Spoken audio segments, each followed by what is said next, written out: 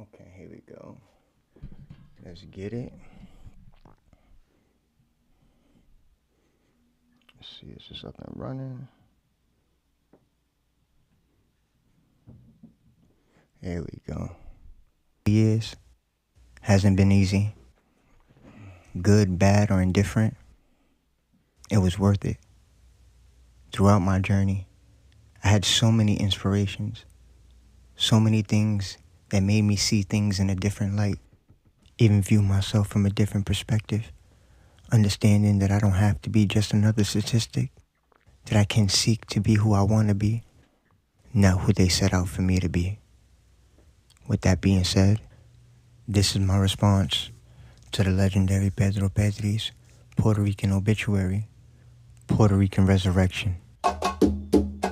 Hold up, what's going on? We've let too much time pass. It's been going on for far too long, struggling just to survive. Things seem so wrong. We worked, we were always on time. We were never late, just trying to survive. If it wasn't for one, Miguel, Milagro, Olga, Manuel, I would still be in denial. All dying for an American dream, waiting for their lottery numbers to hit, the promotion that never came and the system that never gave a fuck from the beginning. So understanding and learning everything they struggled through, why do we continue to keep the cycle going? While screaming, yo soy boricua, pa que tú lo sepa. Please tell me, what good does that do if we continue to contribute to the system that has us where we're at? And I'm not saying you got to be the next Captain Puerto Rico, I'm not saying all that. But let's look at the facts. So from 1493 until 1898, Spain ruled the island of Borinquen. And within that time, we'd had massive genocide. So many people died on both sides. And what do I mean by both sides? Our Afro and Taino side that we could never deny, because we hold with so much pride everything they went through just to survive, while the conquistadors took the whole island on a ride, committing so many criminal acts that words can never describe.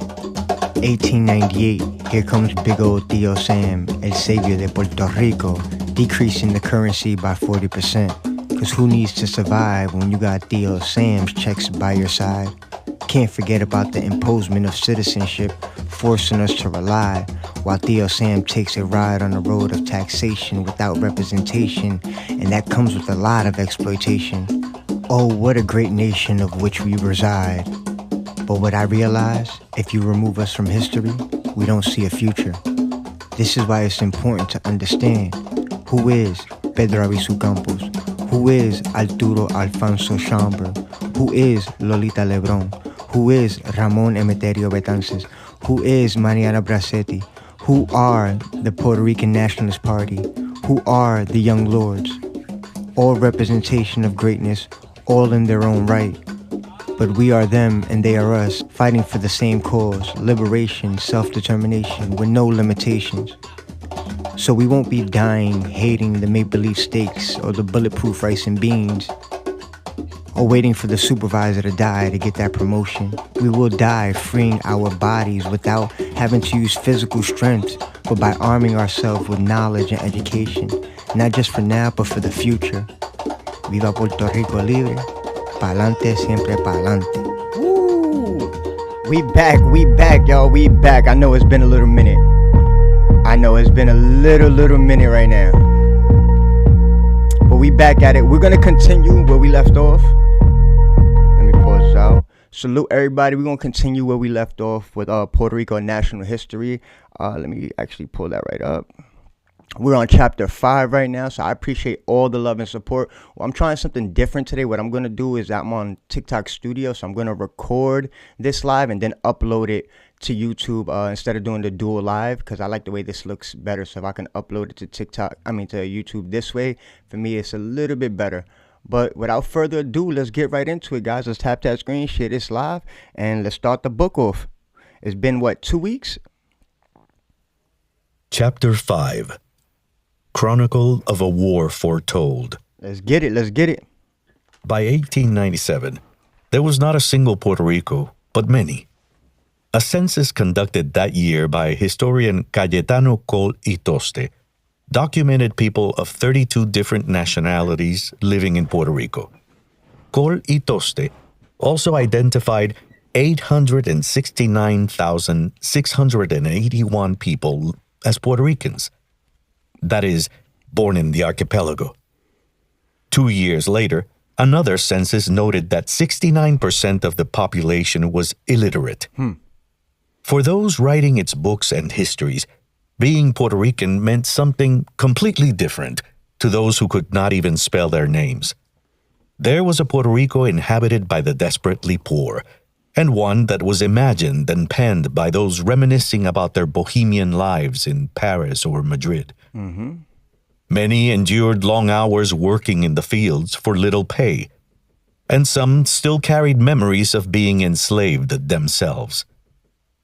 Meanwhile, a small group of intellectuals discussed the most recent European literary trends at the Puerto Rican Athenaeum, the country's intellectual hub. Given such complex realities, not everyone favored autonomy or passively accepted colonialism. Separatist ideas were still being debated and imagined. In New York City, Puerto Ricans and Cubans came together to conspire for the independence of their Caribbean countries.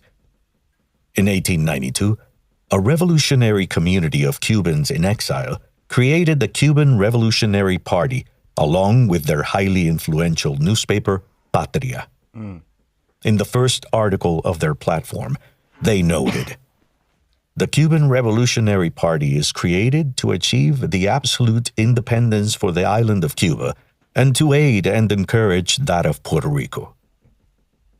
The organization became a welcoming space for Puerto Ricans who sought to end Spanish colonialism. New York City became a node within the broader networks of the revolutionary Caribbean. Cubans launched their war in 1895, and some Puerto Ricans not only conspired in solidarity from afar, but joined them to fight in the fields. In New York, this bond of solidarity was commemorated by the creation of the Puerto Rican flag. On December 22, 1895, a group of Puerto Ricans created the Puerto Rican section of the Cuban Revolutionary Party and unveiled a new flag that unified the national struggles of both Caribbean countries, hence the similarities between the two flags. Even among those who participated in the Puerto Rico section and shared anti-colonial sentiments, there were factions and differing beliefs about Puerto Rico's path. Some, like Ramón Emeterio Betances, believed in independence, while others, like Julio J. Hena, who became the section's president, wanted to break from Spain to join the United States. Listen up, listen up. In the coming years, New York became a destination for thousands of people from different parts of the Caribbean and for people who inhabited multiple Puerto Ricos. Separatist ideas were not limited to the Puerto Rican diaspora. Some were still debating them in the archipelago. It is difficult to trace those who supported independence because openly doing so could land anyone in prison or send them into exile. As Cubans gained ground in their fight for independence and the shadow of the United States loomed large over the region, Spanish authorities were wary of any form of rebellion or insurrection. Their fears were realized on March 24, 1897, when a band of revolutionaries once again took up arms to declare the Republic of Puerto Rico. This insurrection was led by Antonio Matei Lluveras in coordination with the Puerto Rico section of the Cuban Revolutionary Party in New York City. Matei Lluveras was a landowner who had bought and smuggled 5,000 machetes to Puerto Rico. The section believed that once the rebellion was ignited, people both in the archipelago and abroad would join their struggle. This, once again, did not happen. As in the Lares Revolution of 1868, someone alerted the authorities in Yauco about the uprising. When the rebels began their attack, colonial authorities were ready to repel it. The insurrection was unsuccessful, and became a target of criticism by the autonomist elite. Newspapers mocked and criticized the Yauco revolutionaries. Some history books have ignored them altogether. While unsuccessful in military terms, Yauco succeeded in other ways. It demonstrated that separatist ideas were still circulating in Puerto Rico, and that the autonomist hegemony was only one reality among many. 2 months after the Yauco uprising, San Juan's streets rang with the sound of dynamite. This was not another attempt at revolution, but a government action. After 2 centuries, the city walls were being demolished. On May 28, 1897, people from San Juan and its surrounding areas gathered to see the event, which turned into a massive celebration. Those workers who volunteered to be part of the demolition called themselves the Brigades of Honor. Onlookers must have felt they were part of a historical moment. Tearing down the walls would allow the winds of progress to blow freely through the city. What authorities likely did not realize, however, was that socialist ideas arrived with those winds as well. In his path-breaking study of the origins of socialism in Puerto Rico, sociologist Rubén Dávila Santiago has used the demolition to symbolize the proliferation of socialist ideas at the turn of the century. Workers and artisans did not passively observe the massive social changes of the last decades of the 19th century. Since the 1870s, they had been publishing their own newspapers, creating makeshift night schools to educate themselves, and organizing mutual aid societies. While the intellectual elites set the foundations of an imagined Puerto Rican nation, workers and artisans constructed different kinds of pillars in the margins. The proliferation of artisan and working-class organizations was an urban phenomenon, and their newspapers marked the emergence of a new working-class readership or audience. Reading, however, was not merely an individual practice.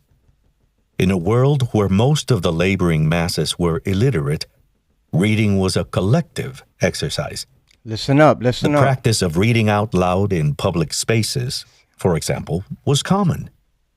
But the artisans and working classes also often sought to emulate the codes and norms of the upper classes, reproducing hierarchies and exclusions among laborers.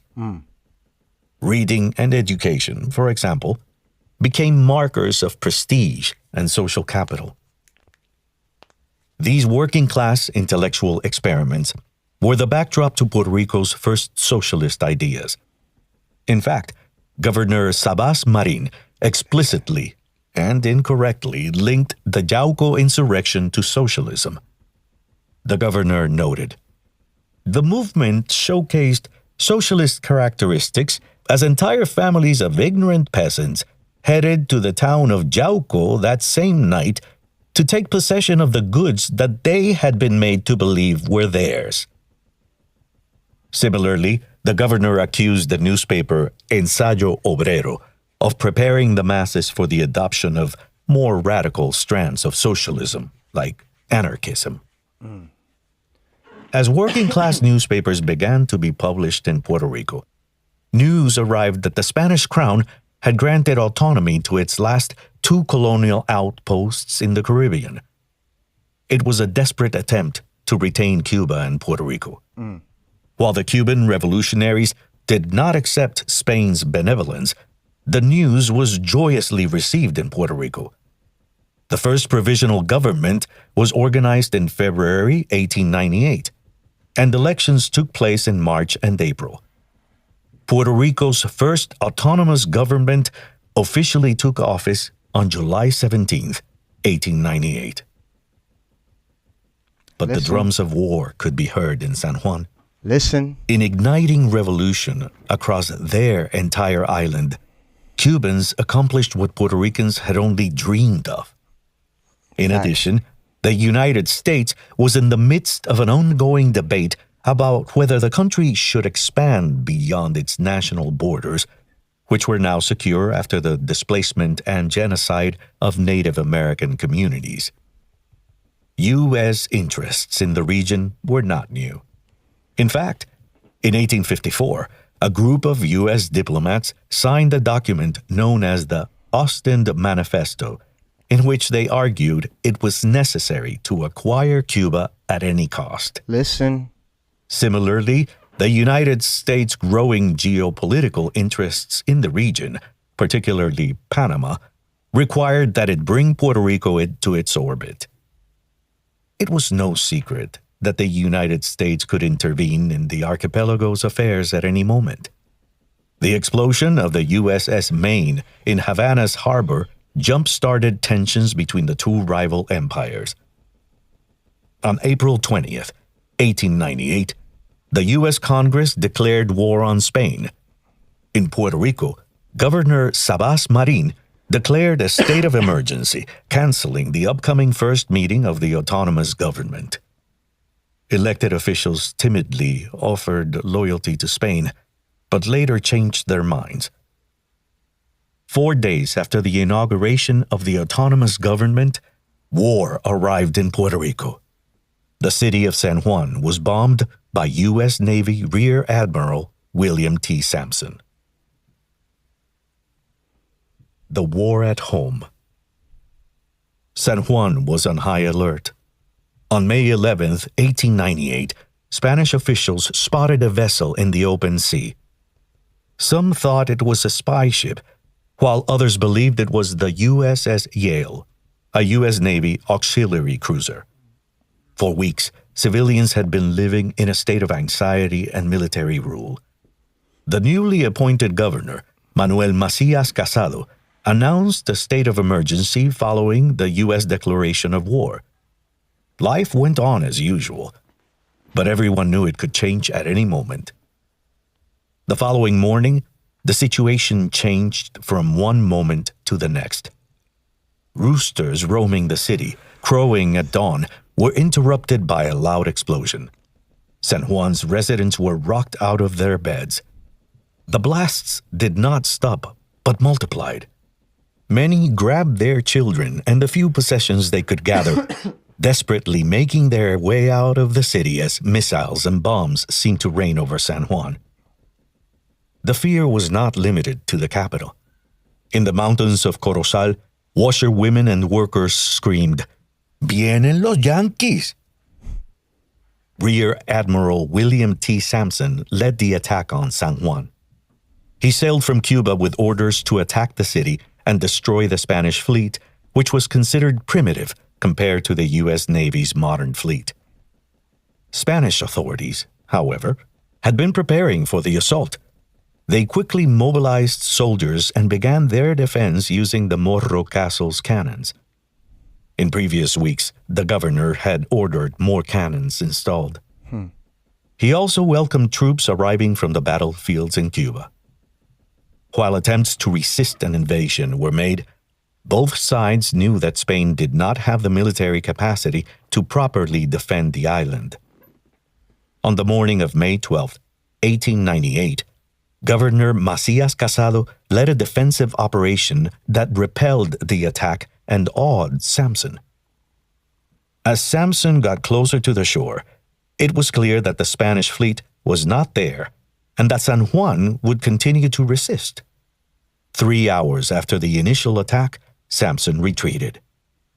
The governor's mansion, the Bayaja quarters, and the Morro fortress, symbols of Spanish power, endured heavy bombing. Other structures suffered minor damage. Live music and a festive atmosphere dominated the old city that night. Not only were there many Puerto Ricos, there were many San Juans as well. For some, the events had been a Spanish victory in a war against a more powerful enemy. But, as historian Francisco Scarano has noted, the event was highly traumatic for others. Many looked for shelter in the neighboring towns, only to suffer in the coming days from hunger and heightened misery. After May 12th, however, one thing was clear. War was inevitable. the war waged by the United States in Cuba and the Philippines greatly affected the Puerto Rican economy. The United States had been one of the most important consumers of Puerto Rican sugar in the second half of the 19th century. War also affected exports to Spain. But war did not arrive in Puerto Rico the next day, or the next week for that matter.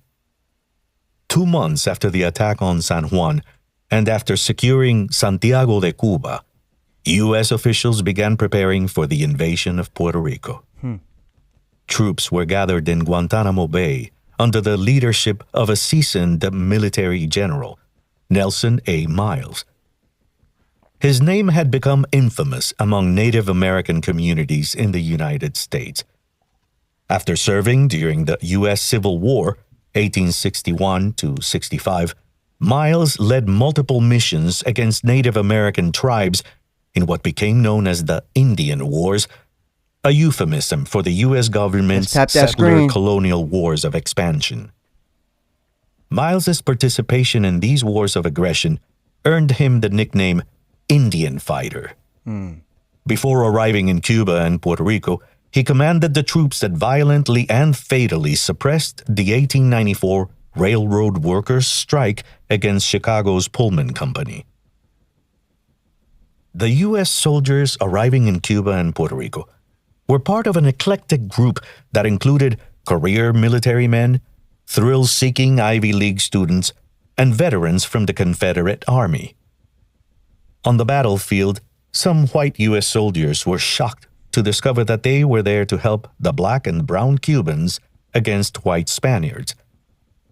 According to historian Greg Grandin, the Spanish-American War of 1898 created a national pact in the United States whereby former Confederate soldiers could prove themselves worthy of fighting under the U.S. flag. For African Americans, the war offered the opportunity to join the nation, but only if they understood their place at the bottom of the racial hierarchy. Listen up, tap that screen, y'all. It was a pact that unified the country for the sake of white supremacy, although the integration of the Army caused internal conflict at times. The president of the Puerto Rico section of the Cuban Revolutionary Party, Julio Henna, and his secretary, Robert H. Todd, collaborated with Miles and other government officials, including President McKinley, to prepare for the invasion. The members of the Puerto Rico section were unified in their hatred of Spanish colonialism, but they were divided as to what the future of Puerto Rico should look like. Some advocated for independence, but others, like Henna and Todd, preferred annexation by the United States. On July 21st, 1898, General Miles sailed from Cuba with 23,000 soldiers. Disembarking in San Juan, as the May attacks had demonstrated, was not an option. They had considered the eastern town of Fajardo, but later decided on Guanica in the south. The port was ideal because it was not heavily patrolled and provided deep water close to shore. The invasion of Puerto Rico officially began on July 25, 1898. Troops marched inland as one town after the other lowered their Spanish flags. General Miles wrote a short proclamation that was also translated into Spanish and distributed to anyone seeking to understand what was happening, or was simply intrigued. Miles's proclamation noted, "We have not come to make war upon the people of a country that for centuries has been oppressed, but, on the contrary, to bring you protection, not only to yourselves, but to your property, to promote your prosperity, and to bestow upon you the immunities and blessings of the liberal institutions of our government. It is not our purpose to interfere with any existing laws and customs that are wholesome and beneficial to your people, as long as they conform to the rules of military administration or order and justice. This is not a war of devastation, but one to give to all within the control of its military and naval forces the advantages and blessings of enlightened civilization." What the fuck happened to that? On their way to San Juan, U.S. troops encountered resistance in the mountainous towns of Coamo and Ay Bonito. But an armistice was reached on August 15, 1898, just a few weeks after U.S. troops disembarked at Guanica. Puerto Rican elites quickly aligned with the invaders. On October 18th, the U.S. flag was hoisted in San Juan after a ceremony in which military officials from both sides participated. 2 months later, on December 11, 1898, the Treaty of Paris formally ended the war. Puerto Rico became a colonial possession of the nascent U.S. empire. But it wasn't just elites who sided with the occupiers. Life continues. When Samson attacked San Juan, Santiago Iglesias Pantin heard the bombs fall on San Juan from his prison cell. La Princesa prison was built in 1837 and housed up to 240 inmates. Iglesias Pantin was one of them.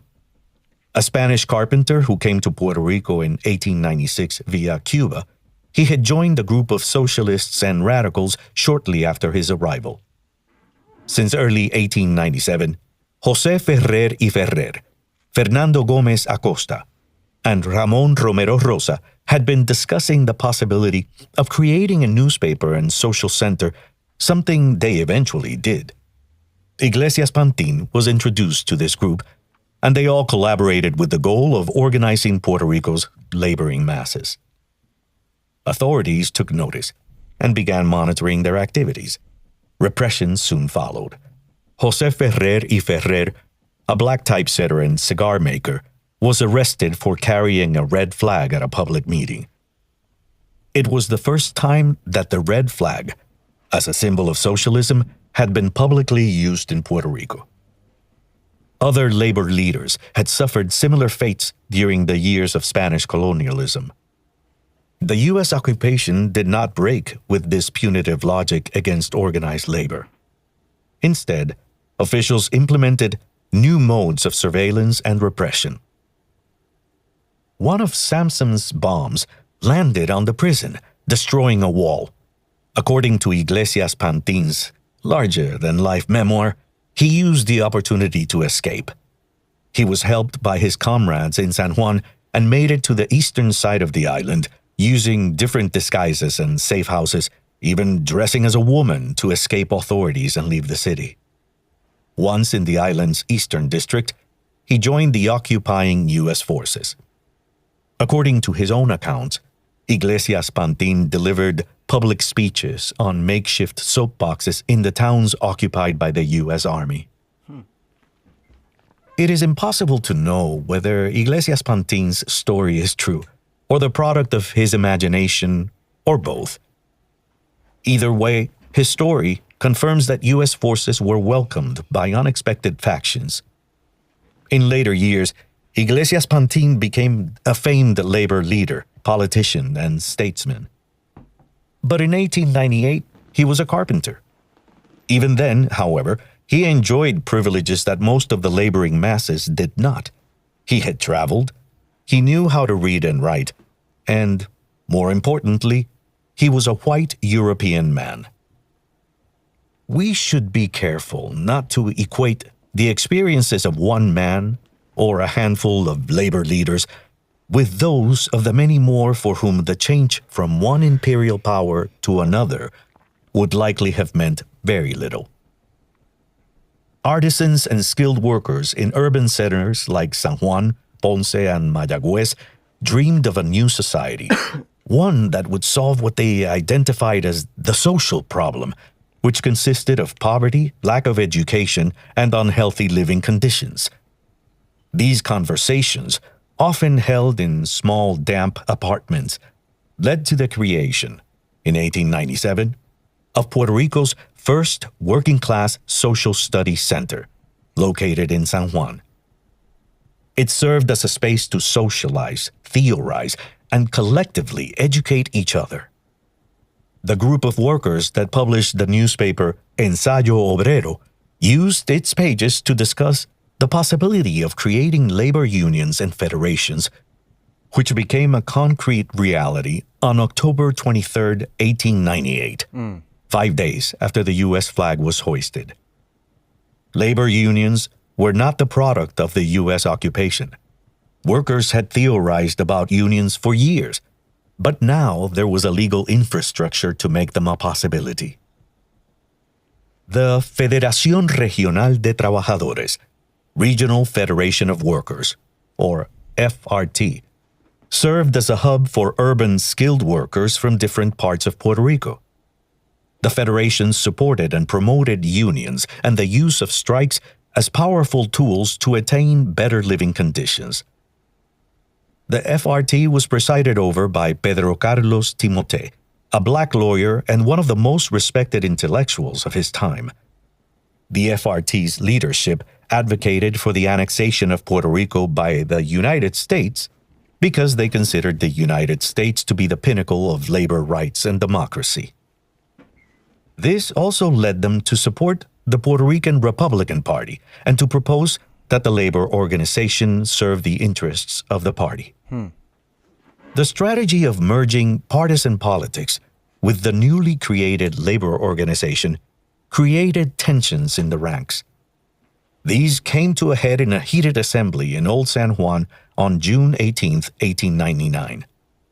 A group of labor leaders, including Santiago Iglesias Pantin, José Ferrer y Ferrer, and Ramón Romero Rosa, stood up and left the meeting in protest, only to reconvene a few blocks away. There, they created another labor federation, the Federación Libre de Trabajadores, Free Federation of Workers, or FLT, and laid the foundations for a powerful labor movement that eventually saw its initial members assume positions of power in Puerto Rican and U.S. politics. These labor federations emerged while Puerto Rico was ruled by a military government from December 1898 until May 1, 1900. Since the sugar industry was doing poorly and many residents could not afford to pay taxes, the military government passed a series of laws, 2 of which were of great importance. The first gave debtors a year to pay what they owed. As Fernando Picot noted, this measure favored the farmers but was disadvantageous for the merchants, who were short of capital as U.S. corporations began arriving in the archipelago. Listen. The other measure devalued the local currency at an official exchange rate of 60 U.S. cents per provincial peso. Meaning 40% cut on their money. But that's not just their money, that's their debt, their property, their value decreases by 40%. So what 1 peso is, it'll equal like 60 cents. Laws proved detrimental to an economy that had contracted because of the war. The majority of Puerto Ricans lived in a precarious existence, and the U.S. occupation only heightened their insecurity. While some intellectuals, including those from the working classes, hoped to profit from allying themselves with the invaders from the land of Washington, many Puerto Ricans simply wanted to have food for their next meal. Historians have dedicated countless... What they're talking about when the United States took over Puerto Rico and the changes they started implementing. So one of the changes they started doing was the value of their currency. So they decreased the currency by 40%. That's what they're mentioning right now. They're not talking about the debt that Puerto Rico has with the United States right now, which is the faulty bonds, which is illegal to sell here in the United States, but allowed to sell in territories to be able to exploit them. But that's a whole different topic. We ain't there just yet. Tap that screen, share this live. I appreciate all the love and support, everybody participating. I know I've been down for like 2-3 weeks, but we back at it. Let's finish this off. Pages to debating whether the occupation was traumatic or not. Many Puerto Ricans had been living in trauma for centuries. Some U.S. soldiers were impressed by the warm reception they received from Puerto Rican peasants. Others used their military power to take advantage of local people. Right. In the town of Caguas, for example, Private John Burke was murdered 7 months after the occupation by a civilian, Rafael Ortiz. It was not a patriotic action. Ortiz was avenging his honor after being insulted and beaten in front of his girlfriend by Burke in a drunken outburst. Ortiz was sentenced to death, which was changed to life imprisonment after intervention from Governor Guy V. Henry and President McKinley, and his sentence was eventually commuted after 5 years. He was the first Puerto Rican to be incarcerated in a U.S. military prison. During and after the occupation, the poor continued to live in misery. On August 8, 1899, Puerto Rico was hit by Hurricane San Ciriaco. The people of Puerto Rico had learned to live with natural disasters throughout their history. In the years from 1851 to 1899, 10 major storms or hurricanes battered the archipelago. San Ciriaco was the deadliest. Approximately 3,400 people lost their lives, and more than 2,000 were injured. Many victims succumbed to floods from 24 hours of heavy rains. Some towns recorded as much as 25 inches of water. The recently established military government estimated damages to be more than $50 million, a hefty sum for an island undergoing a financial crisis. The agricultural industry was also badly hurt. The most gruesome and detailed descriptions of the days after the hurricane were recorded in the pages of the only Puerto Rican novel published in 1899, Estercolero, Muck Heap. Drawing on the naturalist tradition, author José Elías Levis Bernard painted a dire picture, carefully detailing the misery in which most Puerto Ricans lived at the time. In the novel, members of the elegantly dressed upper classes stroll through streets inhabited by starving children playing in dirty water.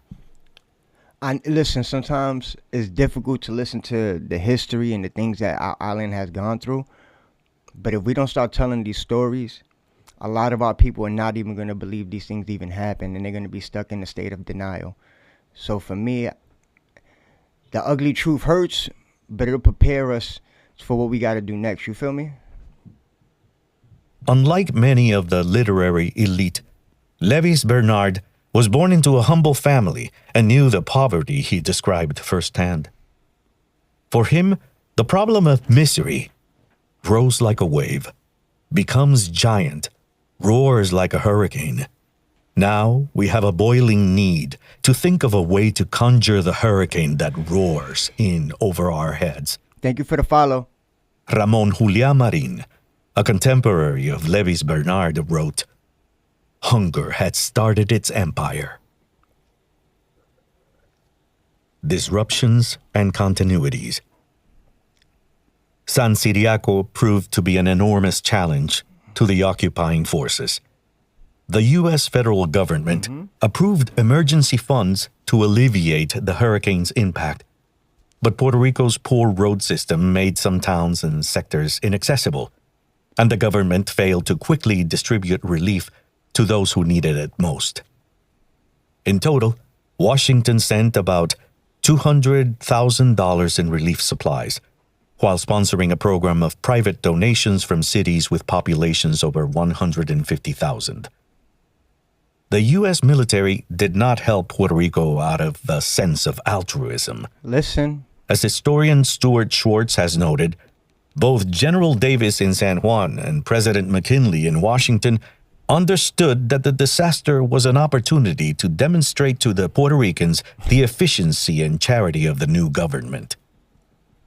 This went hand in hand with the notion that Puerto Ricans were an alien race and inferior people, an opinion shared by many in the United States and codified in legislation, academic publications, and newspaper articles.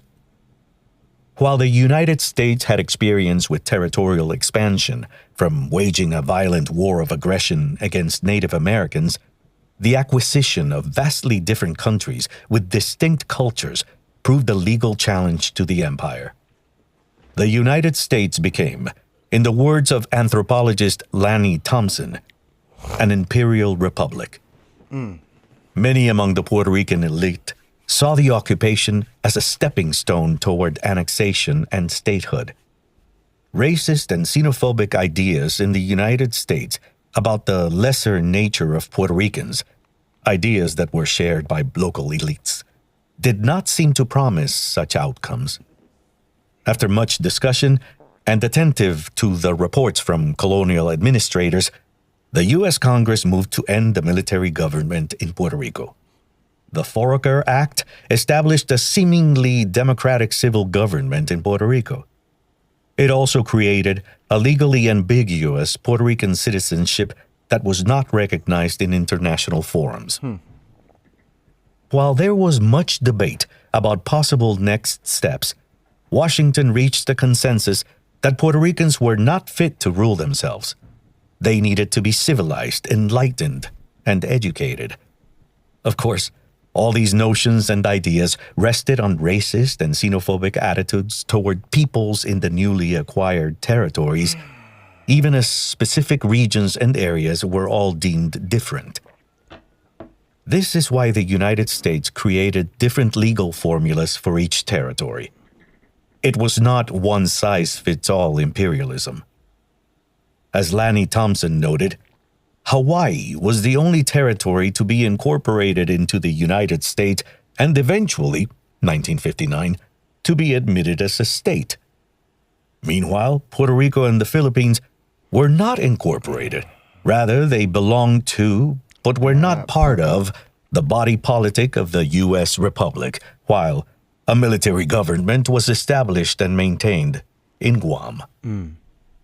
As these changes were taking place in Puerto Rico, Betances watched from afar. He began corresponding with another disillusioned separatist, Eugenio Maria de Hostos, about the situation in the Caribbean. Hostos was a Puerto Rican-born intellectual who had received his higher education in Spain and traveled the Americas working for Pan-Americanism, an Antillean federation, and the independence of Cuba and Puerto Rico from Spain. He was also a brilliant educator. His pedagogical ideas transformed the educational systems in the Dominican Republic and Chile, influencing many others. Betances and Hostos kept each other company through their correspondence. Betances also wrote to Estrada Palma, who a few years later would become the first president of the Cuban Republic, asking him not to forget about Puerto Rico's unwavering support of their independence cause. Betances died on September 16, 1898, in exile. He died dreaming of returning to the Cabo Rojo of his childhood. Hostos, on the other hand, lived long enough to see the U.S. occupation fail to bring either annexation or independence.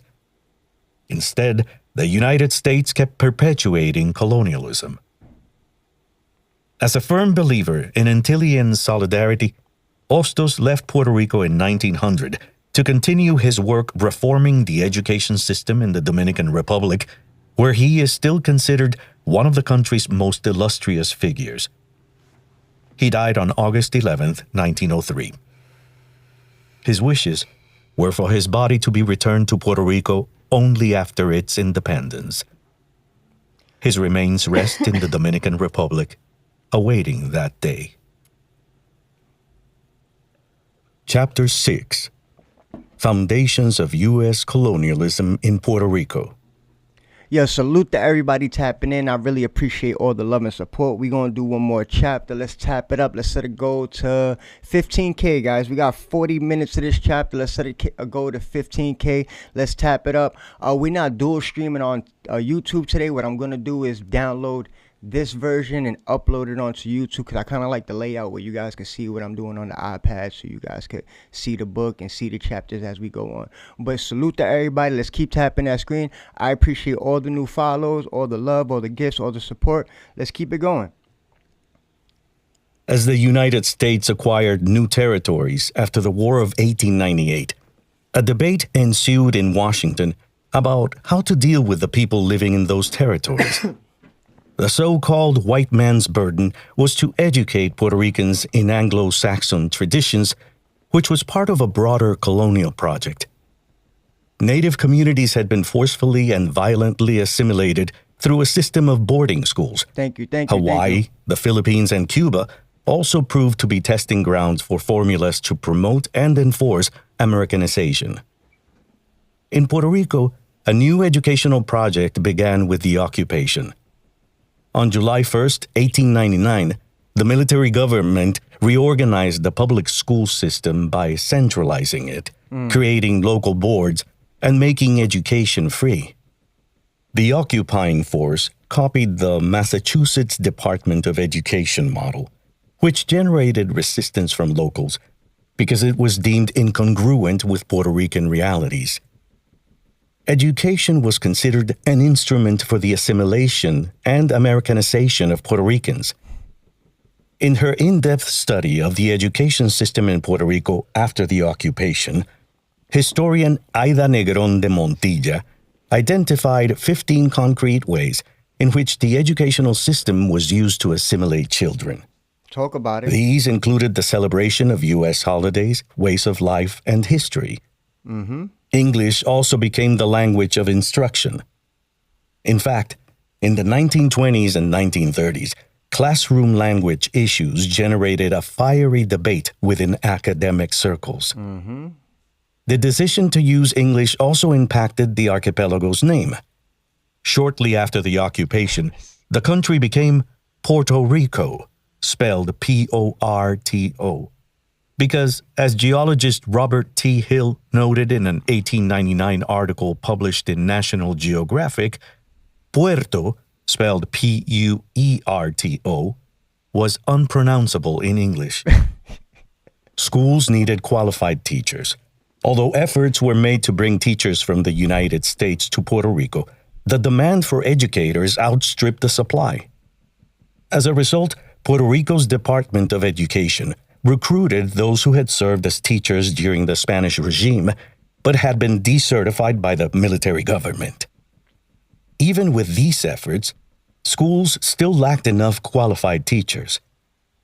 In 1903, the University of Puerto Rico, or UPR, was created through the U.S. federal government's land grant program. Listen up. Originally, the University of Puerto Rico was established as a teachers' college to advance Puerto Rico's educational system, and with it, Americanization. But history is never so simple. While the University of Puerto Rico was initially formed to advance U.S. interests, it eventually became a laboratory for Puerto Rico's liberation in the late 20th century. 19th century Puerto Rican liberal intellectual traditions that understood the nation as racially harmonious dominated classroom discussions at this time. According to historian Solciré del Moral, such understandings shaped and redefined the great Puerto Rican family narrative that presented Puerto Rico as a racial democracy. This imagined nation could exist within the U.S. empire, but remain culturally distinct from it. Since teachers, students, parents, and administrators had different class and racial backgrounds, school classrooms became spaces of negotiation. Although they were forced to sing the Star-Spangled Banner, students and teachers also forged unique ideas of the nation that were not always in line with Americanization. Listen up. Teachers, in particular, took pride in their language, heritage, and culture, affirming that they were Puerto Ricans and not Americans. Some teachers continued their classes in Spanish in opposition to the mandate of administrators and with the complicity of students and parents. Listen. Education was not the only arena in which Puerto Ricans negotiated colonialism. Medicine became a marker of modernity and enlightenment. The efforts of Dr. Bailey K. Ashford, for example, to diagnose and treat hookworm were seen as a great success and were portrayed in the media as an illustration of progress.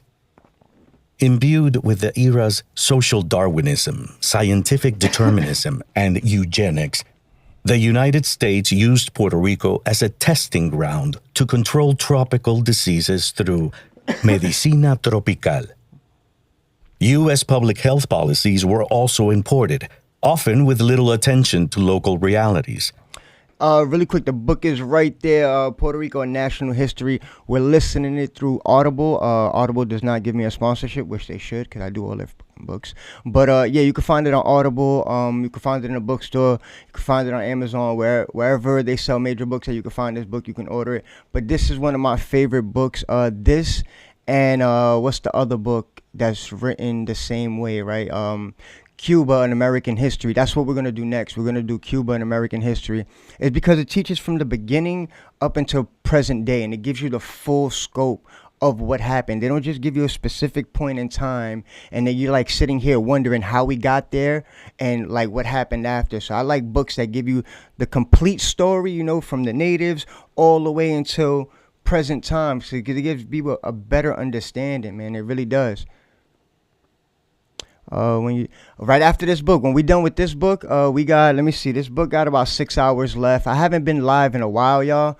Holidays, and I had personal stuff going on trying to finish up my projects. But I'm going to try to be back on every day again for like 2 hours a day. So we should be finishing this book by the end of this week. And then by next week, sometime next week, we'll be right on to American History Cuba. I've done these books before, but since we're recording them now, you can also find me on YouTube, Afro Taino 88 on YouTube. And you go look at the live sections or the upload sections, and you can catch the other books we've done. But let's get back right into this. Appreciate everybody tapping in. In the process, the opinions and voices of Puerto Ricans were ignored, and their dietary and health practices portrayed as backward or primitive at best. Religion was another contested sphere. 400 years of Spanish colonialism had made Puerto Rico a deeply Catholic country. The Catholic Church's hegemony, however, was broken by the U.S. invasion.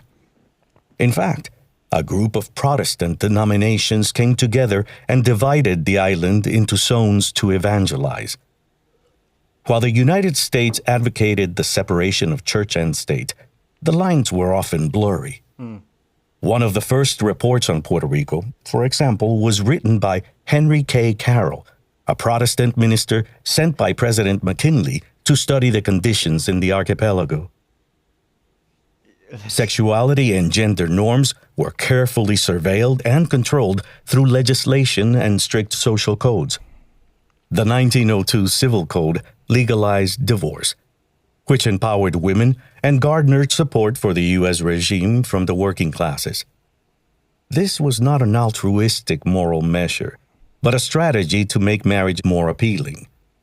U.S. officials were surprised to find that while the 19th century elites jealously protected patriarchal codes of honor, What's going on, Javi? many Puerto Ricans lived in concubinage or entered into other forms of sexual and moral agreements.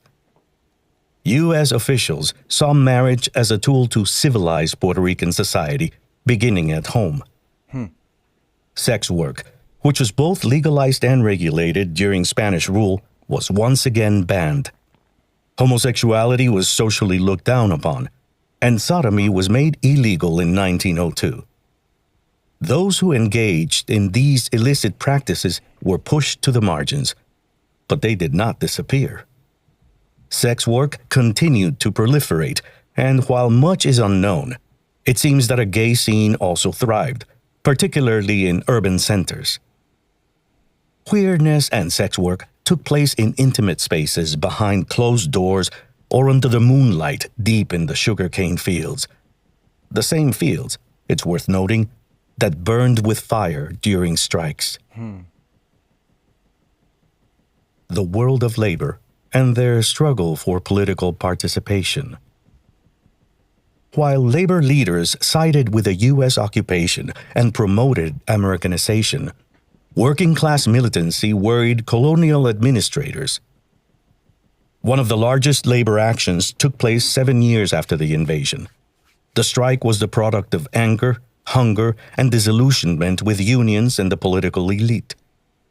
In April 1905, at the peak of the sugar harvest, workers demanded a raise in their daily salaries to 75 cents for men and women, the abolition of child labor, and the 9-hour workday. For weeks, they had been organizing a strike in Puerto Rico's southern district, mobilizing as many as 20,000 people at times. Tired, angry, and hopeless, workers were willing to go against not only the landowning sugar barons, but also their own labor leaders, if needed. Santiago Iglesias Pantin wrote in his memoirs that he led these massive strikes, but that was not the case. Thank you. In fact, his labor federation wanted workers to wait to negotiate with bosses and administrators before declaring a strike. Workers ignored this and staged perhaps the most significant strike in Puerto Rico's history up to that moment. The strike was the result of the tireless organizing of many anonymous working men and women who led makeshift night schools where they taught reading and writing, as well as how to form and sustain a union. Children joined the strike organizing efforts by raising funds in their neighborhoods. Women, erased from the archival records because their contributions were rarely remunerated, also worked in the fields and did essential domestic and care labor that sustained the entire sugar harvesting enterprise. The U.S. colonial government used the recently created Insular Police to suppress the strike. The force had been established in 1899, but Governor Charles Allen officially sanctioned its creation in 1901 to centralize police power. One of its mandates was to suppress any social agitation, which they did with both force and violence. On April 16, 1905, a labor meeting took place in the city of Ponce's main plaza in support of the striking workers. It was common for police officials to stand next to labor leaders as they delivered speeches. If the speech was too fiery, the police would order speakers to modify their tone. On that night, as labor leader Eugenio Sanchez Lopez gave a passionate speech to over 6,000 peasants, workers, and onlookers, Detective Gutierrez from the Insular Police began hitting someone in the crowd with a club. In a matter of seconds, chaos ensued. Police officers began shooting their guns and attacking anyone in sight. More than 40 people were wounded and several labor leaders arrested. The violence that took place in Ponce only added fuel to the fire. After several weeks, workers continued their strike and eventually succeeded.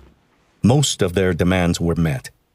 The Free Federation of Workers, or FLT, also joined the strike and provided crucial support in the form of funds, political networks, and seasoned negotiators. Those who successfully organized to storm heaven, to borrow a phrase from Karl Marx, remain anonymous.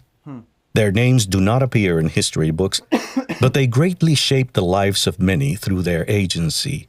Desafío y solidaridad, defiance and solidarity. As had happened before the occupation, women were excluded from the country's political and cultural spheres. They did not stand to the side passively, however. Women from different social classes became active thinkers, theorists, and political organizers. Middle-class women created a powerful and influential suffrage movement in the first 2 decades of the 20th century. Listen. Those who led the movement had been educated abroad and held professional jobs as nurses or teachers. The Liga Feminea, founded in 1917, became the Liga Sufragista, Suffragist League, in 1921. It was created and led by women such as Ana Roque de Duprey, Mercedes Solá, Carlota Matienzo, Angela Negrón Muñoz, and Olivia Paoli, among others. The Liga Sufragista joined other suffragist organizations created in the 1920s to successfully push conversations about voting rights into Puerto Rico's mainstream. While most of the women involved came from the middle classes, the suffragist movement was not a homogeneous group. When the Puerto Rican legislature approved women's right to vote in 1929, only literate women were included. In a country with soaring illiteracy levels, this meant most Puerto Rican women were denied the right to vote. The universal suffrage law was finally passed in 1935. While middle-class women made strides, working-class women also organized unions and demanded more rights, as they had since the labor movement's early days. For example, working women urged labor leaders to advocate for universal suffrage in a labor congress organized by the FLT in 1908. This was not a one-time demand, as working women continued to call for representation within the labor movement. Really quick, everybody, let's shake the algorithm up. Let's make some noise in the hallway. Let's get to 15K. We at 11K right now. Let's tap the screen, share this live. If this is your first time here, I believe in socialism, free education, free housing, and free healthcare. So by tapping the screen and sharing this live, it's just showing me a little bit of socialist love and support to be able to reach the masses with this free education. Like I said, you can find all the videos uploaded onto my YouTube, Afro Taino 88, just in case you want to go back and listen to some of the other material to catch up to where we're at right now. But salute to the room, peace and blessings to everybody, and happy new year, and let's get it rocking. In June 1919, the 15K. same month that the Paris Peace Conference ended World War I, the U.S. Congress passed the 19th Amendment, granting women the right to vote. Puerto Rico was excluded because it was, and is, considered a territory belonging to, but not part of, the United States. Working women wrote letters to the colonial governor asking for equality with their U.S. counterparts. They were also attentive to events unfolding in the international sphere. 4 months after the passage of the 19th Amendment, working women from around the world gathered in Washington, D.C. for the inaugural International Congress of Working Women. Working women in Puerto Rico sought to emulate their peers by creating a similar conference to advocate for women's suffrage and more labor rights. For unionized Puerto Rican working women, the struggle was not only against the state, as they were also ready to go up against the recently created Socialist Party, if needed. The Insular Labor Party, created a few years prior by members of the FLT, had shocked the country by winning the municipality of Arecibo in the 1914 elections. The moment seemed ripe for the creation of a true socialist party. Sugarcane workers set fire to fields throughout the island in militant strikes. Founded in Calley by 56 labor delegates in March 1915, the Socialist Party became an important force in Puerto Rico's polity. But just as in the broader labor movement, women were not allowed to occupy positions of power within its ranks. Some working women who had been organizing around suffrage were left without the right to vote. The political coalition between socialists and Republicans passed legislation that made universal suffrage a reality that helped them secure a victory in the 1936 elections. While working women were often denied participation in the labor movement's highest echelons, the anarcho-feminist Luisa Capetillo fought for space within the male-dominated world of unions. Her father was from Spain and her mother from France. They traveled to Puerto Rico seeking better job opportunities. He was to run an amusement park, and she was to be a governess for a wealthy family. Things did not go as planned, however. They experienced downward social mobility, although their European heritage granted them access to certain spaces, like literary soirees, that not every Puerto Rican enjoyed. Luisa Capetillo was born in the northern town of Arecibo on October 28, 1882. Her parents, both avid readers of the European Romantics, made sure to provide her with an education. She attended a private school in her hometown where she excelled in all her classes. Her parents' precarious economic condition did not allow her to pursue higher education, something she addressed in her writings. Nonetheless, Capetillo demonstrated a deep understanding of writers, ranging from Leo Tolstoy to Fyodor Kropotkin to John Stuart Mill and Victor Hugo. Not content with merely studying the era's social problems, She devoted her life to changing those conditions. In the 1905 strikes that burned through the sugarcane fields, Luisa Capetillo saw an opportunity to test her ideas. She participated in the organization of the strikes of Arecibo, an experience that profoundly influenced the rest of her life. In a highly illiterate society, Capetillo began working as a lectora, reader, in a tobacco factory. These were people who read out loud to cigar makers as they worked. Lectores were paid out of workers' own pockets and played a pivotal role in the education of the working classes. Mornings were dedicated to reading local and international newspapers, while literature readings took place in the afternoons. Workshops became, as one tobacco rover described them, their universities. It was not uncommon then for impromptu tertulias to take place after work hours, where a worker who did not know how to read or write could engage in debates about Victor Hugo's Les Miserables or what had triggered the recent strikes in Belgium. Writing and printing a book in the early 20th century was an impressive feat. For a working-class woman to do so was especially noteworthy. Capetillo was able to publish not one, but 4 books. She also published a newspaper titled La Mujer. While no copies have survived, the newspaper circulated well beyond the confines of San Juan. She had newspaper exchanges with comrades across Europe, the United States, the Caribbean, and Latin America. Capetillo advocated for free love, a society without prisons, and the emancipation of women. She is remembered as one of the first women to wear men's pantsuits, which led to clashes with authorities in both Cuba and Puerto Rico. She challenged gender codes imposed by the state and the upper classes, as well as by her comrades in the labor movement. She was accepted by her labor peers if she did not intrude into men's business, as one labor newspaper warned. An obituary upon her death in 1922 demonstrated male labor leaders' contempt toward her. They cynically wrote that she had not really comprehended the socialist theories she advocated.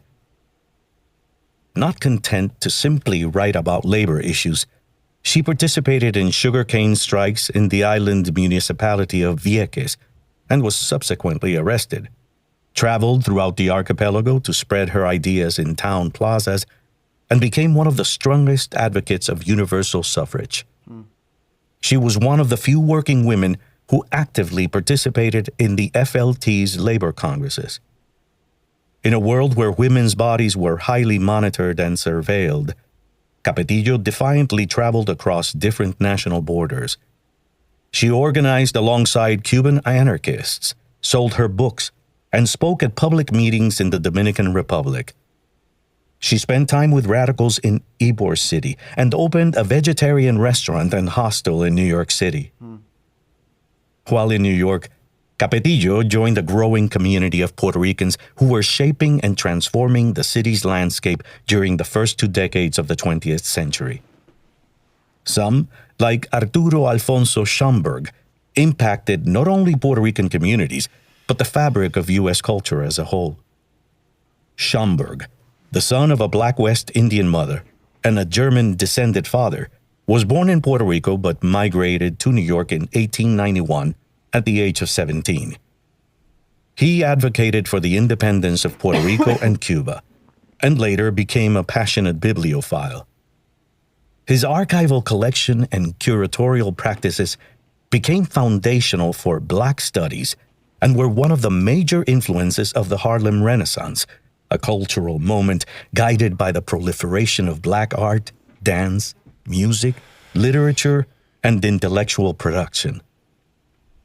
The diaries of working-class intellectuals like Jesus Colón and Bernardo Vega also provided a window into the worlds of those who left Puerto Rico for a better life in the big city. Contract laborers and job-seeking workers were the pioneers who established the first Puerto Rican communities in the United States. Over time, small enclaves led to complex communities. But the migration patterns were also marked by a series of political turning points that transformed Puerto Ricans from foreigners into second-class citizens. From colonial subjects to colonial citizens. On May the 1st, 1899, the military government in Puerto Rico officially ended with the Foraker Act. This legislation, drafted by Senator Joseph Benson Foraker, created a civic government for Puerto Rico in which the governor, his cabinet, and the upper house would all be appointed by the U.S. president. The legislation's final form, however, took shape after a series of heated debates about the future of the recently acquired territory. The occupation provided fertile ground to discuss the limits of the U.S. Constitution, conversations that arose from different interpretations of the future of the United States as an empire. Politicians debated, for example, whether the newly acquired territories should be incorporated into the nation, as had been the case with Louisiana, Hawaii, indigenous nations, and the territories that formerly belonged to Mexico. As the War of 1898 raged, Democrats in Congress pushed through the Teller Amendment, which guaranteed that the United States would not incorporate Cuba. The next question then was what to do with the Philippines, Guam, and Puerto Rico. Listen. Here, the era's xenophobic and racist ethos guided ubiquitous depictions of Puerto Ricans as ignorant, lazy, and incapable of self-rule. These discourses were perpetuated by Ivy League professors, politicians, colonial administrators, and the President of the United States. The press also took part in generating images, articles, and books depicting Puerto Ricans as inferior. During the occupation, and in the first decades of the 20th century, there were dozens, if not hundreds, of books, cartoons, and films that reproduced these stereotypes. One of the many photo books published in the United States during and after the invasion of Puerto Rico was Our Islands and Their People. It provided visual reference to the U.S. reading public about the newly acquired colonies.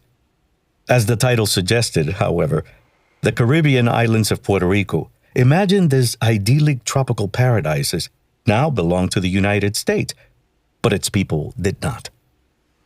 In the pages of the book, Puerto Ricans were imagined and portrayed as inferior, alien, and savages. Some members of the Puerto Rican elite also reproduced these ideas. For them, the laboring masses were rowdy, lazy, and too black. The 19th century Great Puerto Rican Family trope, reproduced in the literature of the elites, sought to address just this. Workers and laborers would be incorporated into the nation, conceptualized as one big family, but needed to be docile and follow the patriarch, embodied by the liberal white male elite. While extending U.S. citizenship to Puerto Ricans had been discussed in Congress, it was later eliminated from the Foraker Act. Puerto Ricans were not deemed fit for it. This again spurred debate about the limits of the U.S. Constitution and how the supreme law of the land should operate in new territories. The United States was grappling with the fact that it was now an empire with colonial possessions. For Puerto Ricans, the Foraker Act provided citizenship that was legally ambiguous and not formally recognized in international forums. Puerto Ricans were in limbo as the United States created a legal borderline. The legal dimensions of the Foraker Act and the ambiguity of Puerto Rico's relationship to the United States were put to the test through a series of Supreme Court cases during the first decades of the 20th century known as the Insular cases. In one case, in 1901, Samuel Downs sued George R. Bidwell, the U.S. Customs Inspector in the Port of New York. Downs, the owner of S.B. Downs and Company, claimed that he had been unfairly charged import duties for oranges imported from Puerto Rico, which, according to him, was a territory of the United States because of the War of 1898. The case made it all the way to the Supreme Court, which ultimately defined Puerto Rico as an unincorporated territory of the United States. According to historian Robert McGreevy, U.S. intellectuals and statesmen equated Puerto Ricans to Native and Black communities in the United States. If ideas of how to best train Southern Black peoples in citizenship helped shape and justify colonial policy in Puerto Rico, McGreevy noted, the experience also shaped attitudes toward Black peoples in the United States. In fact, 8 of the 9 justices who ruled in the case had also decided Plessy v. Ferguson, which legally segregated the U.S. South. The Supreme Court ruled that Congress had plenary power over Puerto Rico, which was a possession of the United States. 2 years later, in 1903, the Supreme Court heard another case involving Puerto Rico, this time testing the limits of Puerto Rican citizenship. Isabel Gonzalez had traveled to New York to find her fiancé, who had left the archipelago to work in a factory. As a young mother expecting another child, she was deemed an alien and a potential public burden. To resolve the case, the court created a new category, nationals. These were neither aliens nor citizens, but owed allegiance to the United States and were granted freedom of movement within U.S. borders. Most basic citizenship rights, however, were denied. The question of citizenship was debated by different social sectors in Puerto Rico, from the middle classes to leaders in the organized labor movement.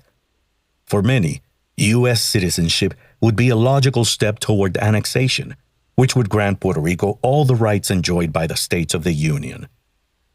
In 1917, the Jones-Shafroth Act was signed by President Woodrow Wilson. The product of years of debate and tireless organizing from different sectors of the middle and working classes, the act granted Puerto Ricans U.S. citizenship. Many Puerto Ricans migrating to the United States had no way to prove that they had been born in Puerto Rico, however, and were often denied documents that would confirm their legal status. As later events would demonstrate, Puerto Ricans remained second-class citizens. The Jones-Shafroth Act also restructured the government along the lines of the three-branch U.S. model. I was waiting for him to get into it. Because it's the first time that U.S. attached citizenship also with foreign trade and policies within a foreign country. Well, its own country, its own territory. So just listen to how this plays out. Executive, legislative, and judicial. While the U.S. president still appointed the governor, some cabinet members would now be appointed by the recently created Insular Senate. The legislative branch was divided into 2 bodies, the House of Representatives, composed of 39 seats, and the Insular Senate, which had 19. All would be democratically elected. 3 years later, the Merchant Marine Act was approved, establishing what have become known as the cabotage laws, whereby all imports to Puerto Rico had to be shipped in a U.S. vessel, disrupting the price of goods and products on the archipelago. In addition, any import had to be transported by the U.S. Merchant Marine in U.S.-made ships flying the U.S. flag with an all-U.S. crew. This nativist legislation, which served to promote the U.S. Merchant Marine, hindered Puerto Rico's economic development. Over 100 years later, it is still enforced. Racist attitudes and a precarious labor market effectively made Puerto Ricans a colonial labor reserve. In New York, for example, academics, charity boards, and the Bureau of Insular Affairs defined Puerto Ricans as foreign for the purposes of restricting immigration, reducing relief tolls, or denying free government transport. Denied equal treatment, Puerto Ricans also had limited access to benefits enjoyed by U.S. citizens. Yo, BGP, if you still in the room, do you now understand a little bit why I be getting frustrated with certain people when it comes to like the status of Puerto Rico and just the whole citizenship and how things play out. Like, this is up your alley, right? When it comes to the borders, status, and all that. So I figure you'll find this part very interesting. In another Supreme Court case, the relationship between the empire and its Caribbean colony was once again put to the test. This time, the case involved a working-class intellectual from Mayagüez named Jesus Maria Balzac. Balzac was a typesetter, longtime member of the FLT, and writer who published 3 books in the first decade of the 20th century: Revolución, Revolution 1900, Apuntes Históricos, Historical Notes 1904, and Unión y Fuerza, Union and Strength 1910. In these works, Balzac outlined and defended his socialist ideas and promoted the FLT's agenda in Puerto Rico. Balzac was one of many self-educated workers who were creating a vibrant intellectual community at the turn of the century. He was charged with libel for an article criticizing Governor Arthur Yeager, in office 1913 to 21, in his newspaper El Baluarte. The case was known as Balzac v. People of Puerto Rico, spelled Porto, 1922. A former history professor and president of Georgetown University, Arthur Yeager was appointed colonial governor of Puerto Rico in 1913 by his friend President Woodrow Wilson, whom he met during doctoral studies at Johns Hopkins University. When Yeager arrived in Puerto Rico, he declared war on the organized labor movement, which also declared war on him. From 1915 to 1920, a record-breaking 335 strikes occurred across all sectors. Yeager responded by persecuting labor leaders and repressing strikes, actions that resulted in the death of multiple striking workers. Yeager went so far as to secretly plot the creation of a government-sponsored labor federation to downplay the power of the FLT and its political arm, the Socialist Party. Balzac was charged with libel, a misdemeanor. The Code of Criminal Procedure of Puerto Rico only granted a jury for felony cases, but Balzac argued that the U.S. Constitution's Sixth Amendment granted him the right to a jury trial. He further argued that the language of the alleged libels were only fair comment and their publication was protected by the First Amendment. Balzac was sentenced to 9 months in prison. He appealed to Puerto Rico's Supreme Court and the charges were affirmed. He then appealed to the U.S. Supreme Court. What this self-educated typesetter did not know, though he might have guessed, was that his case would redefine Puerto Rico's colonial relationship to the United States. Echoing the racist and xenophobic ethos of the times, as well as previous insular cases, Chief Justice William Howard Taft argued that Puerto Ricans could only enjoy the full benefits of U.S. citizenship if they moved to one of the states of the Union. Puerto Rico was considered, as noted in Downs v. Bidwell, foreign in a domestic sense. It belonged to the United States, but was not part of it. Balzac's case added another colonial layer. Puerto Ricans had been U.S. citizens since 1917, but because the archipelago had not been incorporated into the Union, the Bill of Rights invoked by Balzac did not apply to them. Only the U.S. Congress could decide which parts of the Constitution applied to Puerto Ricans. The precedents from these 3 cases continue to shape the colonial relationship between Puerto Rico and the United States. Puerto Rico is still considered an unincorporated territory, and only parts of the Constitution apply to those who live in the archipelago. Listen up. The 1920s were marked by deepening inequality. The sugar industry, dominated by absentee corporations, prospered. Meanwhile, the economy increasingly centralized around exports, including sugar, tobacco, coffee, fruits, and manufactured products. The working classes, as expected, did not reap the benefits. Because of the large number of unemployed workers, salaries stagnated and precarity once again dominated. Politically, the Socialist Party became a force to be reckoned with and transformed the electoral landscape. Traditional parties created alliances and coalitions to limit a possible socialist victory. And then, in 1928, Hurricane San Felipe made landfall in Puerto Rico. While the official death toll paled in comparison to that of Hurricane San Ciriaco in 1899, the impact on the island's agricultural sector was massive. And then, in 1929, the Great Depression began in the United States. The 1930s promised to be a turbulent decade. And it was. Whoo. That was good 2 chapters there. Yeah, I really appreciate everybody tapping in today. Don't forget, you could catch these lives. I was doing dual live on YouTube, but I like the way this is. You can see what I'm doing here. You can see me, so I'm going to start uploading them. That's why I don't want these lives to be too long, because I got to upload them up to YouTube. But you can find it on my YouTube channel, Afro Taino 88, the same way it's written on here. I started it with my poem, and you know what? I want to play it back again. Let's see what happens. Let me see. I'm going to play it back for y'all. Hopefully there's no commercials. My journey these past couple of years hasn't been easy. Hold on, show me some love. Let's tap that screen. Show me some love. Show me some love. This is something that I wrote last year. I put it out a couple of weeks ago. You guys probably seen it on my page, but I'm just promoting myself. Do me a favor. Show me some love. Tap that screen.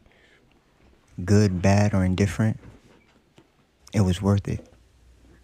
Throughout my journey, I had so many inspirations, so many things that made me see things in a different light, even view myself from a different perspective, understanding that I don't have to be just another statistic, that I can seek to be who I want to be, not who they set out for me to be.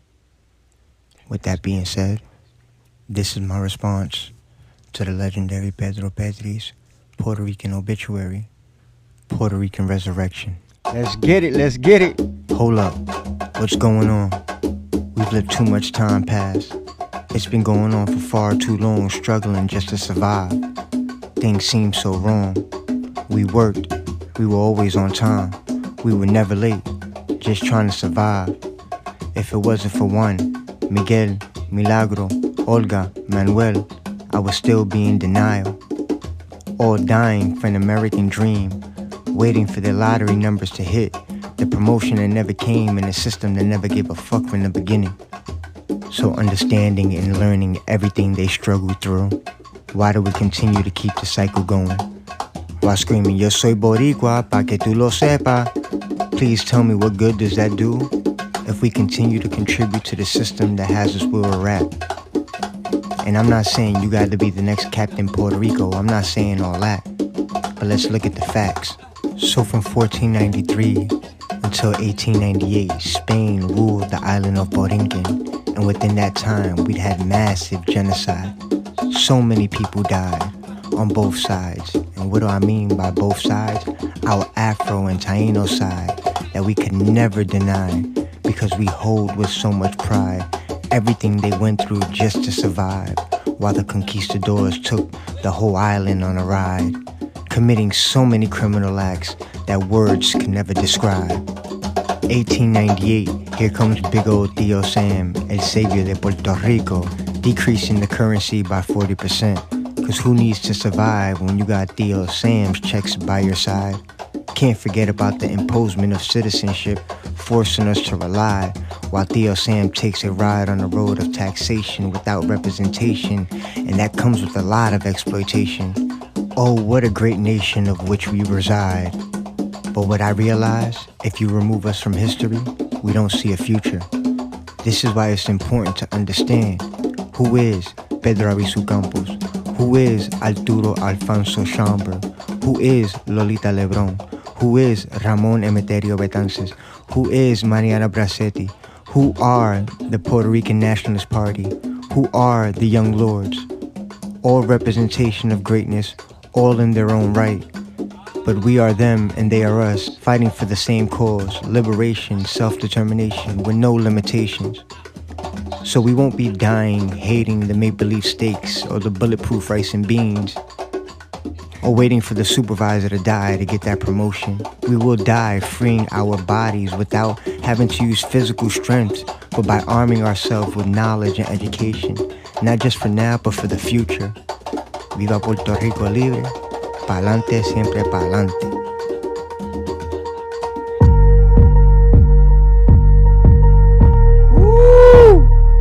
I appreciate the taps, I appreciate the love, I appreciate the love. I hope y'all rock with it.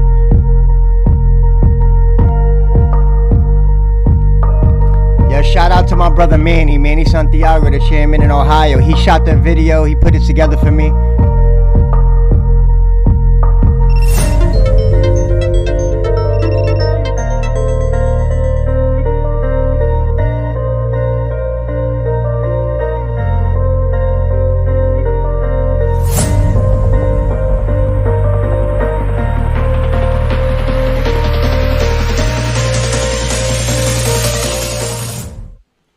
Whoo! Yeah, I appreciate everybody who tapped in with me. I'ma see you guys tomorrow. Don't forget, go check on YouTube to be able to catch up with some of the stuff that you guys missed out on. I know I've been wishy-washy on the platform. It's just been a lot going on. But we will be back to our regularly scheduled programming. And we've decided we're not going to go on April, but May 2nd, I think, to the 10th is when we're going back to Puerto Rico. So we will be starting to organize around that for the Young Lords Back to Puerto Rican project. We are going May 2nd, I believe, to the 10th. And we will be at Yabucoa. At the Marco Sanchez Community Center. And as you seen me in the video, the place I was at, the footage of me walking around, that's actually at the Marco Sanchez Community Center. We've been working there for, I want to say, about a year and a half right now. We've been there maybe about 4 or 5 times. We go down there every 6 to 8 months to be able to continue our efforts on building bridges within the diaspora, within the homeland, and people who are abroad, the diasporans abroad. So this is our way of building bridges. So hopefully you guys will be able to come out there, support us, you know what I'm saying, or just support however you can, sharing the videos, sharing the content. But we've decided we're going in May. But I'm going to catch you guys later on because I don't want this live to be too long because I do have to download it and upload it to YouTube. So don't forget, guys, go to YouTube, go subscribe. You'll be able to catch all the videos that I post up here on the book club over there on YouTube, Afro Taino 88. Stay safe. Peace, blessings, positivity, and I catch you guys in 2025.